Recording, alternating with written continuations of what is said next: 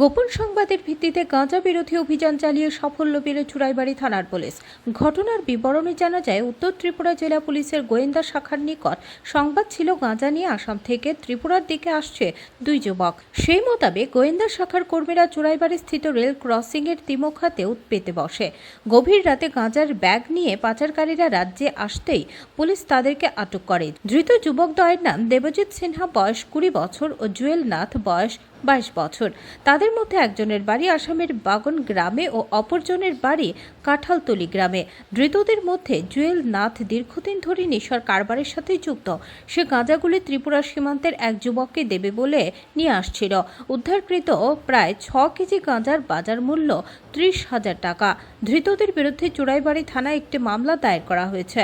Police ধৃতদের জিজ্ঞাসাবাদ চালিয়ে ঘটনার তদন্ত শুরু করেছে। আমাদের কাছে একটা খবর আসে, আসাম থেকে দুজন লোক কিছু গাঁজা নিয়ে ত্রিপুরার দিকে প্রবেশ করছে। তো সেই খবরের ভিত্তিতে আমাদের উত্তর ত্রিপুরার গোয়েন্দা শাখা এবং গোয়েন্দা শাখার খবরের ভিত্তিতে আমরা থানা পুলিশ আমরা যাই এখানে এবং আমরা অপেক্ষা করি এবং সোর্সের সূত্র মোতাবেক ওই দুজন লোক একটি ব্যাগ নিয়ে আসে, সঙ্গে একটা বাইসাইকেল ছিল। তাদেরকে আমরা চার্জ করছি এবং তাদের কাছ থেকে প্রায় 5.5 কেজি গাঁজা আমরা সিজ করি।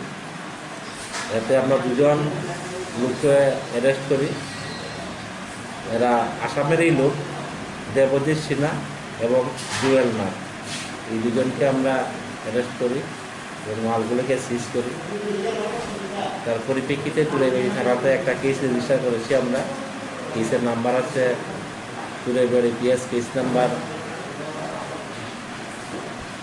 2020-এর 17 নম্বর কেস এবং section 20B/29/08 of NDPS act. Bureau report, Tripura 24/7।